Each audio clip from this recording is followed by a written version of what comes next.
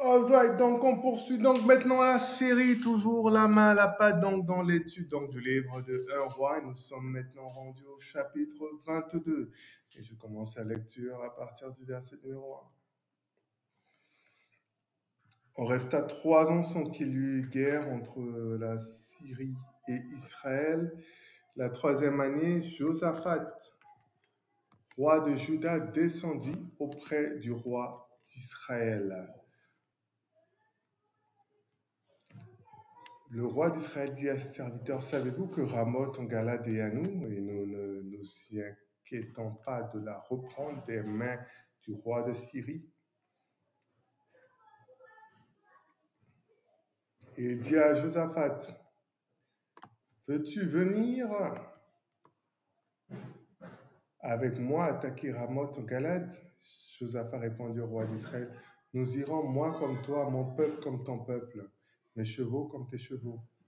Puis Josaphat dit au roi d'Israël, consulte maintenant, je te prie, la parole de l'Éternel. Le roi d'Israël assembla les prophètes au nombre d'environ 400 et leur dit, irai-je attaquer Ramoth en Gilead ou dois-je y renoncer? Ils répondirent, monte, le Seigneur la livrera entre les mains du roi. Mais Josaphat dit, n'y a-t-il plus ici aucun prophète de l'Éternel par qui nous puissions le consulter? Le roi d'Israël répondit à Josaphat, il y a encore un homme par qui l'on pourrait consulter l'Éternel, mais je le hais, car il ne me prophétise rien de bon, il ne me prophétise que du mal. C'est Michée, fils de Jimla. Josaphat dit que le roi ne parle pas ainsi.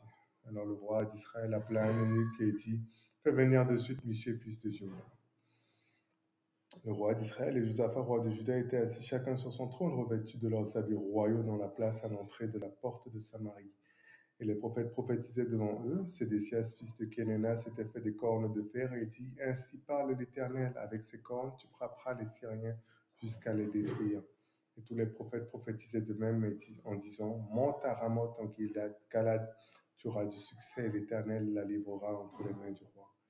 Le messager qui était allé appeler Michée lui parla ainsi, voici les prophètes d'un commun accord prophétisent du bien au roi, que ta parole soit donc comme la parole de chacun d'eux. Annonces-tu bien? Michée répondit, l'Éternel est vivant, j'annoncerai ce que l'Éternel me dira. Lorsqu'il fut arrivé auprès du roi, le roi lui dit, Michée, irons-nous attaquer Ramoth en Galade ou devons-nous y renoncer? Il lui répondit, monte, tu auras du succès, l'Éternel la livrera entre les mains du roi. Le roi lui dit, combien de fois me faudra-t-il te faire jurer de ne me dire que la vérité au nom de l'Éternel? Michée répondit, je vois tout Israël dispersés sur les montagnes comme des brebis qui n'ont point de berger. L'Éternel dit, ces gens n'ont point de maître, que chacun retourne en paix dans sa maison. Le roi d'Israël dit à Josaphat, ne te l'ai-je pas dit? Il ne prophétise sur moi rien de bon, il ne prophétise que du mal. Et Michée dit, écoute donc la parole de l'Éternel. J'ai vu l'Éternel assis sur son trône et toute l'armée des cieux se tenant auprès de lui, à sa droite et à sa gauche. L'Éternel dit, qui séduira Achab pour qu'il monte à Ramoth en Galade et qu'il y périsse? Ils répondirent l'un d'une manière et l'autre d'une autre. Et un esprit vint se présenter devant l'Éternel et dit, moi je le séduirai. L'Éternel lui dit, comment? Je sortirai, répondit-il, et je serai un esprit mensonger dans la bouche de tous ses prophètes. L'Éternel dit, tu le séduiras et tu en viendras à bout. Sors et fais ainsi. Maintenant voici l'Éternel a mis un esprit de mensonge dans la bouche de tous tes prophètes qui sont là, et l'Éternel a prononcé du mal contre toi. Alors Sédécias, fils de Kénéna, s'étant approché, frappa Michée sur la joue et dit, par où l'Esprit de l'Éternel était sorti de moi pour te parler. Michée répondit, tu le verras au jour où tu iras de chambre en chambre pour te coucher. Le roi d'Israël dit, prends Michée et amène-le vers Amon, chef de la ville, et vers Joas, fils du roi. Tu diras, ainsi parle le roi, mettez cet homme en prison et nourrissez-le du pain et de l'eau d'affliction jusqu'à ce que je revienne en paix. Et Michée dit, si tu reviens en paix, l'Éternel n'a point parlé par moi. Il dit encore, vous tous peuples, entendez. Le roi d'Israël et Josaphat, roi de Juda, montèrent à Ramoth en Galade.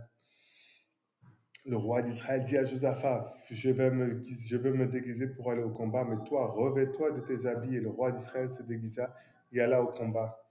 Le roi de Syrie avait donné cet ordre aux 32 chefs de ses chars, vous n'attaquerez ni petit ni grand, mais vous attaquerez seulement le roi d'Israël. Quand les chefs des chars aperçurent Josaphat, ils dirent, certainement, c'est le roi d'Israël. Et il s'approcha de lui pour l'attaquer. Josaphat poussa un cri. Les chefs de char, voyant que ce n'était pas le roi d'Israël, s'éloignèrent de lui. Alors un homme tira de son arc au hasard et frappa le roi au défaut de la cuirasse. Le roi dit à celui qui dirigeait son char, tourne et fais-moi sortir du champ de bataille, car je suis blessé. Le combat devint acharné ce jour-là. Le roi fut retenu dans son char en face des Syriens et il mourut le soir. Le sang de la blessure coula dans l'intérieur du char. Couché du soleil, on cria partout, chacun à sa ville et chacun dans son pays. Ainsi mourut le roi qui fut ramené à Samarie. On enterra le roi à Samarie. Lorsqu'on lava le char à l'étang de Samarie, les chiens laissèrent le sang d'Achab et les prostituées s'y baignèrent, selon la parole que l'Éternel avait prononcée. Le reste des actions d'Achab, tout ce qu'il a fait, la maison d'ivoire qu'il construisit et toutes les villes qu'il a bâties, cela n'est-il pas écrit dans le livre des chroniques des rois d'Israël? Alors le roi se coucha avec ses pères et Akazia, son fils, régna à sa place. Josaphat, fils d'Azar, régna sur Juda la 4e année d'Achab, roi d'Israël. Josaphat avait 35 ans lorsqu'il devint roi et il régna 25 ans à Jérusalem. Sa mère s'appelait Azuba, fils de Shilchi. Il marcha dans la voie d'Azaph, son père, et ne s'en détourna point, faisant ce qui est droit aux yeux de l'Éternel. Seulement les hauts lieux ne disparurent point. Le peuple offrait encore des sacrifices et des parfums sur les hauts lieux. Josaphat fut en paix avec le roi d'Israël. Le reste des actions de Josaphat et ses exploits et ses guerres, cela n'est-il pas que dans le livre des chroniques des rois de Juda? Il ôta du reste du pays le reste des prostituées qui s'y trouvaient encore depuis le temps d'Asa, son père. Il n'y avait point de roi en Édom, c'était un intendant qui gouvernait. Josaphat construisit des navires de Tarsis pour aller à Ophir cherchant de l'or, mais il n'y alla point, parce que les navires se brisèrent à Esion-Géber. Alors Akazia, fils d'Achab, dit à Josaphat, veux-tu que mes serviteurs aillent avec les tiens sur des navires? Et Josaphat ne voulut pas. Josaphat se coucha avec ses pères et il fut enterré avec ses pères dans la ville de David, son père. Et Joram, son fils, régna à sa place. Akazia, fils d'Achab, régna sur Israël à Samarie, la 17e année de Josaphat, roi de Juda. Il régna 2 ans sur Israël. Il fit ce qui est mal aux yeux de l'Éternel et il marcha dans la voie de son père et dans la voie de sa mère et dans la voie de Jéroboam, fils de Nébat, qui avait fait pécher Israël. Il servit Baal et se prosterna devant lui et il irrita l'Éternel, le Dieu d'Israël, comme avait fait son père. Alright, donc chapitre 22 donc, du livre de 1 roi. On rappelle donc la structure du livre de 1 roi. Chapitre 1, chapitre 11 va donc parler donc du royaume de Salomon. Chapitre 12 au chapitre 16 qui va donc principalement parler du roi Jéroboam et du roi Baïcha. Et à partir du chapitre 17, donc nous allons parler donc de la vie de Achab. Ici donc, on rappelle comment c'est fait.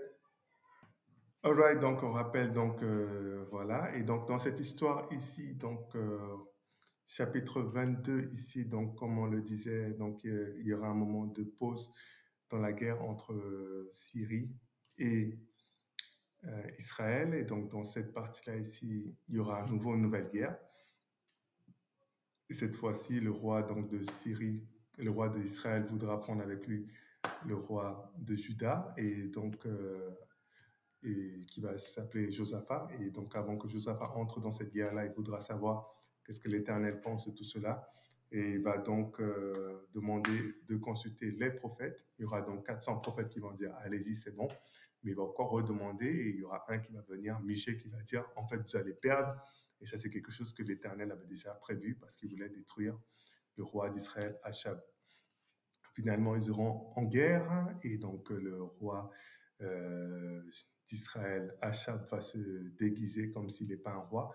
Les gens qui cherchaient à tuer seulement le roi Achab, ils vont voir donc que le roi Josaphat, lui, est habillé comme un roi. Ils vont penser donc que c'est le roi d'Israël. Ils vont donc l'attaquer.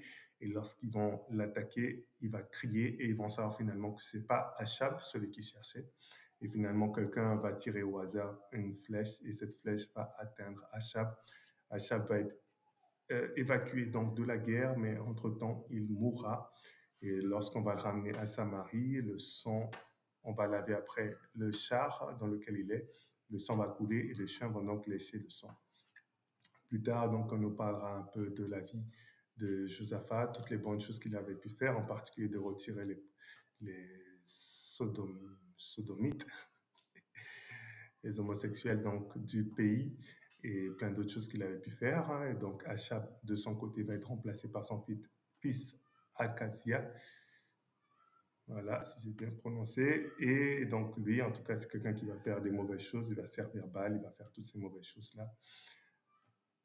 Mais oui, et après, à nouveau, ils vont donc demander, le fils de Achab va vouloir s'associer avec le roi Josaphat, mais celui-là va refuser cette fois-ci.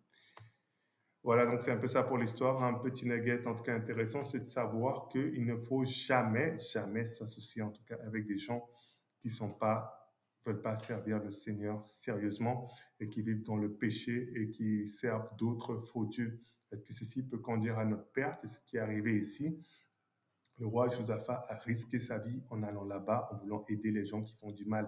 Donc, il ne faut jamais aider les gens qui font du mal. Il ne faut jamais s'associer aux gens qui marchent dans les mauvaises voies. C'est vous qui allez perdre parce que Dieu ne sera plus avec vous. Et d'ailleurs, on a l'impression qu'il a compris cette leçon-là lorsque plus tard, le fils donc de Achab va vouloir s'associer avec lui, avec les navires, l'histoire de navires, tout ça, mais il refusera. Donc ça, c'est une très bonne leçon à retenir de ce chapitre-là. Voilà, soyez bénis. C'était un plaisir pour moi, en tout cas, de faire cette série Un roi en français. Et donc, j'espère que la parole, en tout cas, pourra porter davantage de fruits dans vos vies. Soyez bénis.